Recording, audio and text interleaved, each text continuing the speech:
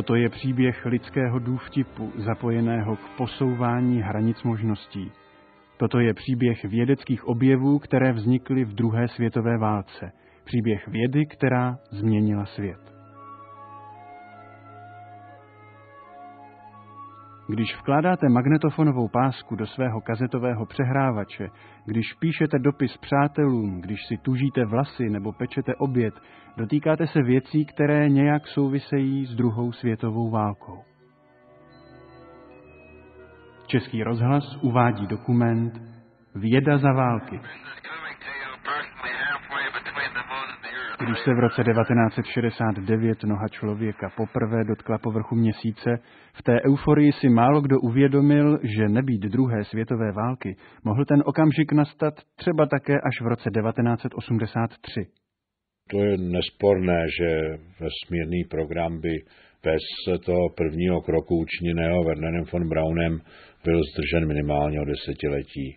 Říká historik Jaroslav Hrbek a připomíná, že druhá světová válka znamenala velké investice do vědeckého výzkumu a tím i obrovský skok kupředu.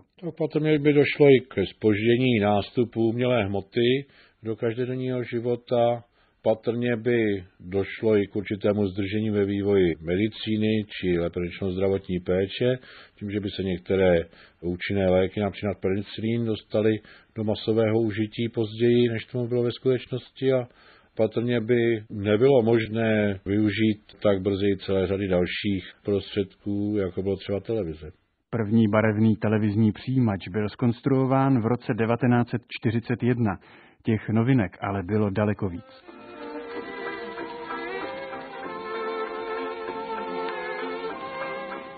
Roku 1938 je vyvinut teflon. Tato umělá hmota se později prosadí při letech do vesmíru, ale také jako povlak pánví, které se nepřipékají. Roku 1938 je v Berlíně představen první funkční magnetofon světa. Ve Spojených státech přicházejí na trh první moderní klimatizační zařízení. Na světě je v roce 1938 první kuličkové psací pero, propisovačka.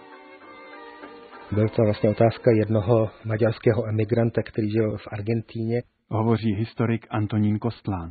Přišel na ten nápad, protože byl tiskař původně, že vlastně tiskařská barva, která má dost mimořádné vlastnosti, co se týká zasekání, by se dala dát do něčeho, co se podobá plnícímu peru. A samozřejmě místo toho vlastního hrotu jako uzávěr ho napadlo dát maličké ložisko. Takže tím pádem vzniklo první kuličkové pero, které vzhledem tomu, že on tam nebyl sám, byli tam lidé, kteří byli blízcí britskému letectví, našlo hnedka velikánské uplatnění právě třeba zejména u letců a v leteckém provozu a začalo to první šíření tímto směrem. Takže to je jedna z těch věcí, které každodenně používáme, aniž se uvědomujeme, že jsou s tou otázkou druhé světové války zcela takto spojení. Vynálezy, které změnily svět. Dobrý řidič jistě ocení, když ho v dešti vedou na dálnici odrazky zapuštěné ve vozovce. Poprvé byly rozšířeny v roce 1939 ve Velké Británii. Po vypuknutí války se ukázala další jejich výhoda. Při zatemnění vedli řidiče bezpečně po cestách a jako jediné značení neodráželi světlo vzhůru, takže nemohli upoutat pozornost nepřátelských letadel.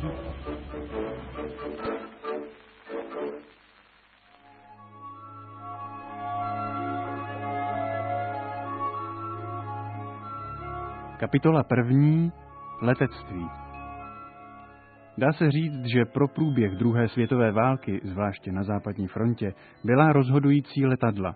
Obě strany, jak Němci, tak spojenci, si to uvědomovali a tak do vývoje nových typů letadel investovali hodně sil. Němci slavili úspěch už těsně před začátkem války. Dne 20. července 1939 se jim podařilo vypustit první letadlo světa, které bylo poháněno raketovým pohonem na tekuté palivo.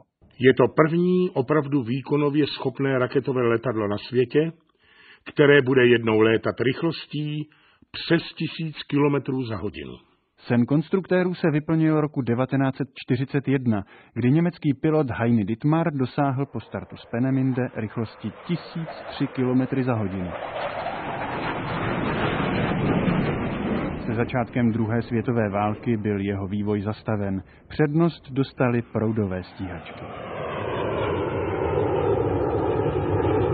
Letadlo Heinkel 178 vzlétlo 3 dny před začátkem války. Už za necelé 2 roky byl na světě první dvouturbinový letoun Heinkel 280, v době, kdy spojenci své první tryskové letadlo teprve vyvíjeli.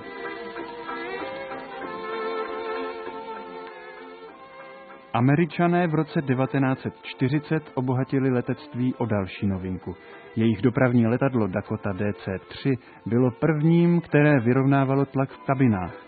To přineslo pohodlí cestujícím a umožnilo, aby letadla létala ve větších výškách než dosud.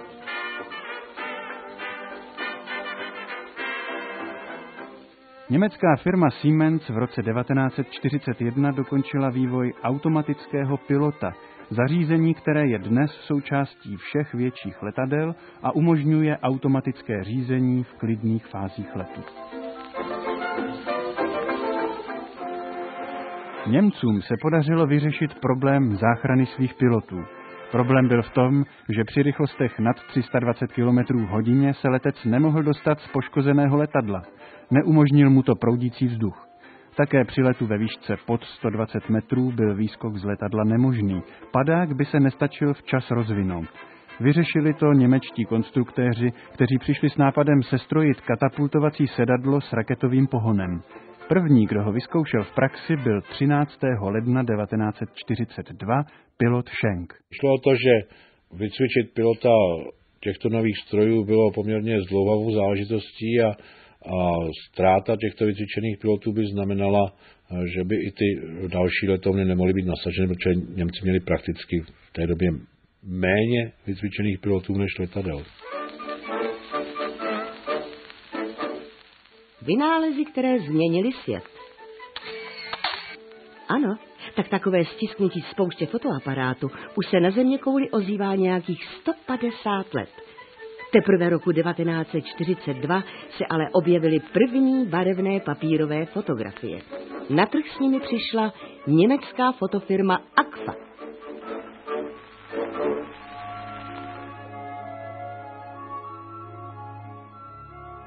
Kapitola 2. Radar. Radar sice není vynálezem druhé světové války, ale byl v této válce výrazně zdokonalen a de facto poprvé významně použit při bojových operacích. Můžu říct, že v té první fázi byly německé přístroje lepší než britské, měly větší dosah a větší přesnost.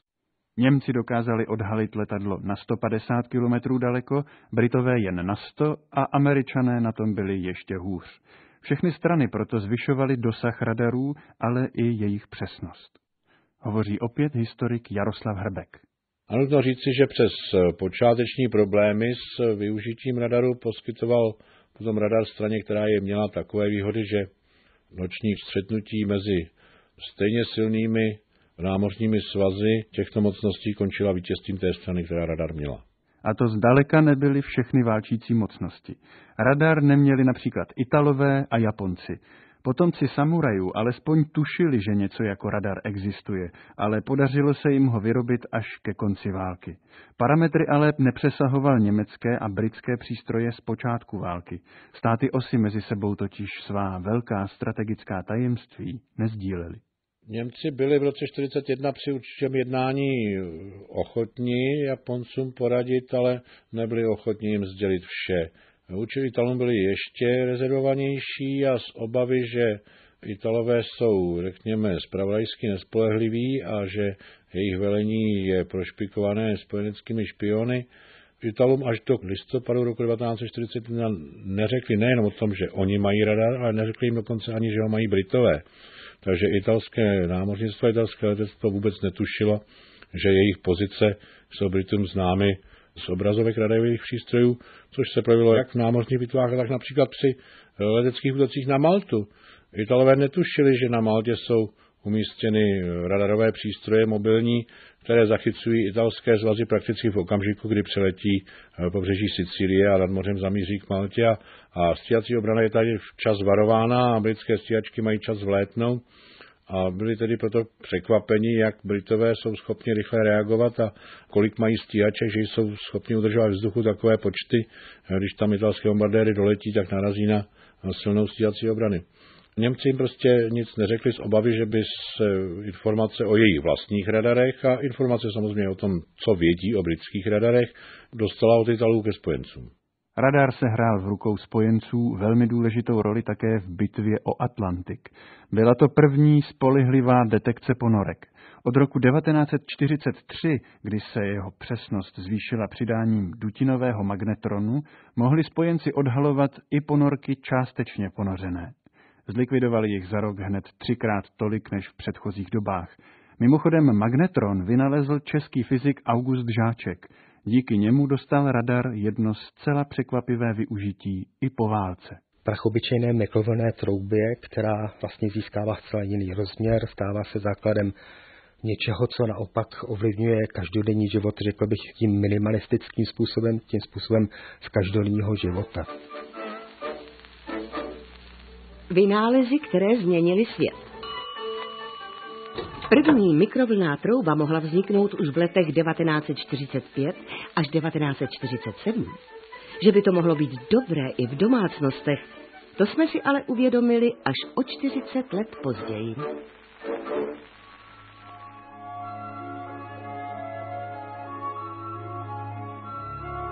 Kapitola 3. Pokroky v medicíně. V roce 1939 se podařilo britskému patologovi Howardu Florimu a britskému biochemikovi Ernstu Chainovi vyrobit čistý penicilín. Až v roce 1941 se ale 2 Australanům podařilo propracovat metodu, jak penicilin průmyslově vyrábět. To byl zásadní přelom v medicíně. Znamenalo obrovský posun ve snížení úmrtnosti raněných vojáků, protože penicilin použitý pro léčbu zánětů a všech zánětlivých zranění znamenal snížení úmrtnosti takto zraněných vojáků zhruba o 1/3. Německo tento problém řešilo používáním tzv. Sulfonamidů, což jsou léčiva, která také potlačují zánětlivé procesy v těle. Také Němcům se podařilo za druhé světové války podstatně snížit úmrtnost raněných trpících záněty, ovšem takové efektivity jako penicilín jejich léky nedosahovaly. Není ovšem pravda, že by se v říši na vývoji antibiotik nepracovalo. Pro nás je na tom zajímavé, že se tak dělo na území protektorátu Čechy a Morava.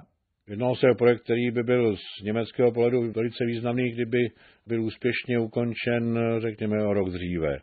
Tím, že byl ukončen až v roce 1945, tak už nemohl německému válečnému úsilí naštěstí pro spojence i pro, řekněme, ty Čechy, kteří se na tom podíleli, výrazněji pomoci. V roce 1945 bylo tedy Československo vedle Spojených států, Británie a Švýcarska teprve 4. zemí na světě, která vyráběla vlastní antibiotika. Velkého pokroku dosáhla i chirurgie, použití celé řady nových anestetik. Schopnost a první případy, kdy se podařilo utržené končetiny, prsty, či dokonce celou ruku znovu přišít. A zahojila se a byla do jisté míry funkční. To bylo na straně Spojených států. V Německu zase chirurg Gerhard Kincher zavedl převratnou metodu léčení zlomených kostí. Co jste mi s tím udělal, pane doktore? Vždyť tu nohu ani nemám v sádře. Je to mnohočetná zlomenina, paní Dachsteinová. Zavedl jsem vám do nitra kosti takový hřeb, který ji zpevní, a ona vám tak dobře sroste. To jste hodnej. Metoda se skvěle hodila u starých pacientů, protože pak nemusel být použit sádrový obvaz a tím se zmenšilo riziko proleženin a zápalu plic, který by mohl nastat. Jak už to tak u převratných metod bývá, pro některé Kincherovy kolegy to byl ďábelský vynález. Je to pohroma, která se snesla na lidstvo. Stěžoval si lékařský kolega, vídeňský chirurg Lorenz Behler. Pravdou je, že Kincherovo hřebování se často používá dodnes. Tím ovšem výčet medicínských objevů z průběhu druhé světové války nekončí. Vždyť jeden z nejvýznamnějších se podařilo dát světu v Holandsku v polovině války. Wilhelm Johann Kolff vyvinul umělou ledvinu. Umělá ledvina byla obrovským krokem vpřed, ale praktické využití ve válce nebylo až tak důležité. Přesto tento vynález zachránil a dodnes zachraňuje 10 000 lidí, kterým selhávají ledviny.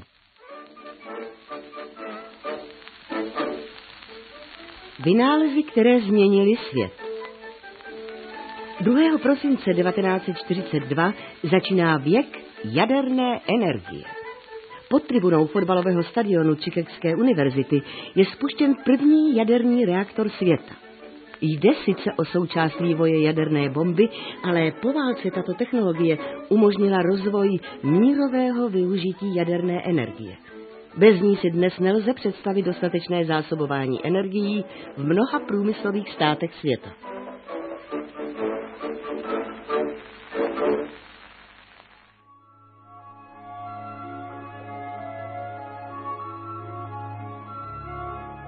Kapitola 4. Umělá vlákna.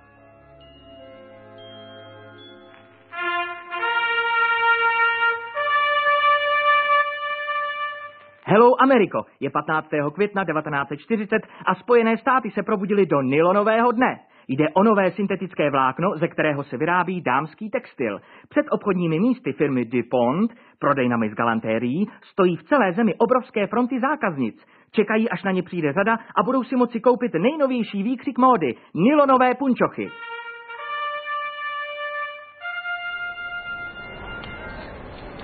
Nestrkejte se, já jsem tu byla před vámi. Já, že se strkám, vy se strkáte. Málem jste mi roztrhla punčochu. Abyste se nezbláznila. Kupte si třeba hned 3 páry. A třeba 4, když budu chtít. No tak co je to tu, dámy? Netlačte se tolik, na každou se dostane.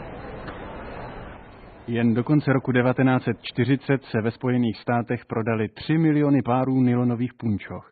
Až do konce války se z tohoto umělého materiálu šily padáky a další vojenský materiál.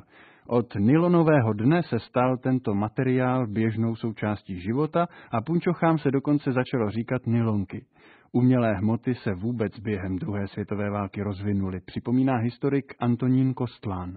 To, co my známe jako PVC, dneska každý to používá denně, ani si to neumí zaregistrovat, tak je něco, co vlastně vzniká právě za druhé světové války a je to každodenní záležitost. Vynálezy, které změnily svět. Dnes je koupíte všude. Zapalovače s náplní kapalného plynu. Ten vynález spatřil světlo světa roku 1945. Do té doby existovaly jen zapalovače plněné benzínem. K hoření potřebovali knot. Nový vynález byl v ovládání mnohem jednodušší.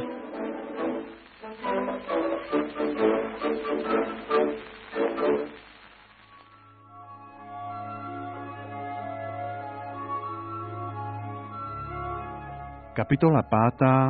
Raketová technika. 3. října 1942 je v německém Peenemünde napjatá atmosféra. Na startovací rampu vezou technici velkou 14 metrů vysokou válcovou střelu, kterou chtějí vypustit. Její konstruktér Werner von Braun to sleduje s jistým rozechvěním. Předchozí 3 pokusy skončily katastrofou. Jak dopadne tento? Start se zdařil a raketa úspěšně překročila rychlost zvuku, vystoupala až do výšky 96 km nad zemí na hranici vesmíru. Werner von Braun prožíval obrovskou euforii. Jediná chyba tohoto raketového letu je v tom, že raketa přistála na nesprávné planetě. Také velitel vývojového centra Walter Dornberger měl radost. Naší raketou jsme dosáhli vesmíru. A navíc jsme poprvé použili vesmíru jako mostu mezi 2 body na Zemi. Prokázali jsme, že raketový pohon je pro vesmírné cesty použitelný. Vedle Země, vody a vzduchu bude nyní také nekonečný prázdný vesmír scénou, na které se budou realizovat mezikontinentální dopravní spoje. Tím dosáhnou i tato místa velkého politického významu. Měl pravdu. Jeho stroj byl první balistickou raketou na světě, označovanou později jako odvetná zbraň V2. V letech 1944 a 1945 s ní byla mimo jiné ostřelována města Londýn a Antwerpy. Byla to raketa, která vlastně byla předobrazem všech pozdějších raket, které vynesly do vesmíru jak první umělé družice, tak prvního člověka a konečně, jestliže to vezmeme hodně zdaleka, pak i prvního člověka na Měsíc. Vynálezy, které změnily svět. Znáte ten zvuk? Možná ho slýcháte každé ráno, když používáte lak na vlasy nebo nějakou kolínskou. Je to aerosolový sprej. Byl sice vynalezen už v roce 1926, ale praktického použití se mu dostalo až v roce 1941, kdy ho dva Američané použili pro rozprašování látek hubících hmyz.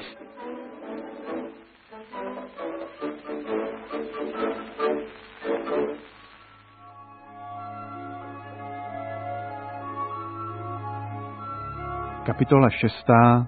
Počítače.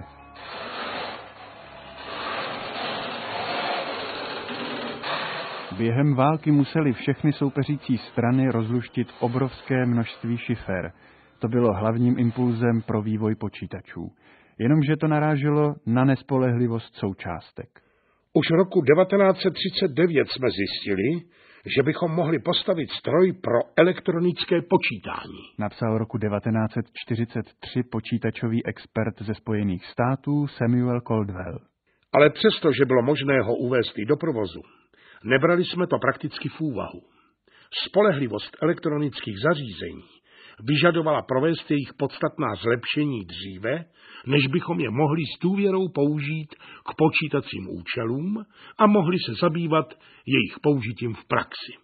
Zajímavé je, že v době, kdy Caldwell tato slova napsal, už 2 roky měli počítač Němci. Bylo to v květnu 1941, kdy německý inženýr Konrad Zuse představil svůj digitální počítací automat Zuse Z3. Byl to první prakticky použitelný programovatelný počítač světa. Program byl vyryt na filmovém pásu a dovoloval počítači násobit, sčítat, odčítat a dělit během 3 sekund. Němci od začátku války používali počítačové zaměřovače torpéd na ponorkách, které jim umožňovaly, že ponorka nemusela mířit na cíl celým trupem, nýbrž mohla vystřelovat torpéda v nastavitelném úhlu. To znamená, že ponorka mohla proniknout do konvoje a plout paralelně s kolonami spojeneckých lodí obchodních a vystřelovat torpéda napravo i nalevo v 90 stupních, takže bylo možné předem zadat pozici cíle, vlastní pozici, a tento počítač vypočítal a zadal hlavici torpéda údaje o tom, jakým kurzem má to torpédo po vypuštění plout. O rok později to byl Američan John Atanasoff, který vyvinul první elektronkový počítač. Britové zkonstruovali svůj první počítač hned v zápětí. Byl tak velký, že by se vešel do menšího rodinného domku. Sloužil k dešifrování německého kódu Enigma. První elektronický velkopočítač se zrodil až v roce 1945. Jmenoval se ENIAC a vážil 30 tun. Žhavilo se v něm 18 000 elektronek. Vynálezy, které změnily svět. Profesionální vojenští potápěči se potřebovali během druhé světové války osvobodit od hadic, které je z hladiny zásobovaly vzduchem. Jacques Cousteau, důstojník francouzského námořnictva, vyzkoušel různé druhy nádob se stlačeným vzduchem, ale nedařilo se, aby měl vzduch stejný tlak jako okolní voda. Bez splnění této podmínky by se potápěč udusil. Pomohl odborník v oblasti přepouštěcích ventilů Emil Gagnan. Vynalezl ventil, který umožňoval dodávat vzduch pod správným tlakem. To byl rok 1943. Aqualung Jacquesa Cousteaua, tedy maska, tlaková nádoba a speciální ventil, se od té doby rozšířily po celém světě.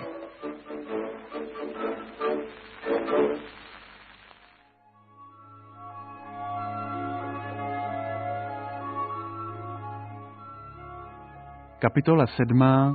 Slepé cesty vědy. Věda ale vždy neznamenala jen krok vpřed. Slepé cesty se v ní objevovaly na obou stranách fronty. Svá výzkumná oddělení měla dokonce nechvalně proslulá SS, kterou řídil Heinrich Himmler. Ten dal podnět k archeologickým a paleontologickým výzkumům. Zkoumal se původ árijské rasy, odkudže to přišla. Vzpomíná profesor Stanislav Komárek z Fakulty humanitních studií a Přírodovědecké fakulty Univerzity Karlovy. Dokonce byla uspořádána expedice do Tibetu jedna, kde se také pátralo po nějakém divokém koni, který by se hodil jako chovné zvíře pro kolonisty německé ve východní Evropě. Vůbec jaksi celá Ahnenerbe, dědictví předků, měla takovéto poněkud fantastní konotace. No nebylo to jako Deniken, ale trochu to k tomu mělo náběhy. Z části to dnes budí úsměv, z části to budí hrůzu.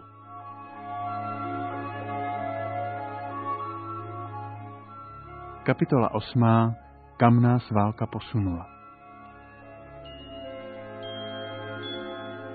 Druhá světová válka přinesla rozhodující změnu. Zatímco do té doby se vědci orientovali převážně na základní výzkum a praktickému využití výsledků své práce se mnohdy nevěnovali, druhá světová válka způsobila překlopení priorit na stranu aplikovaného výzkumu. Jen málo vědců se po roce 1945 vrátilo do základního výzkumu. Jak připomínají historici Antonín Kostlán a Jaroslav Hrbek, očarování z neomezených možností vědy platné až do války bylo to tam. Takže řekl bych, že ta druhá světová válka byla posledním výrazným skokem, který sjednocoval celou tehdy evropskou a západní civilizaci, protože od 50. let už se ty civilizace nikdy nedokázaly tak dokonale synchronizovat. Neznamená to ovšem, že kdyby k této válce nedošlo, že by se pokrok v těchto vědeckých disciplínách zastavil a že by k některým vědeckým objevům vůbec nedošlo. Patrně by k tím došlo by k tím později. Kdybychom si představili takovou nesmyslnou představu, že vývoj lidstva jde pořád povlovným mírovým způsobem, tak bych si dovolil odhadnout, že ten skok byl asi tak o 50 let, ale zároveň si uvědomuji, že toto typování je trošku hraní se na chrtí dostihy tam, kam to nepatří.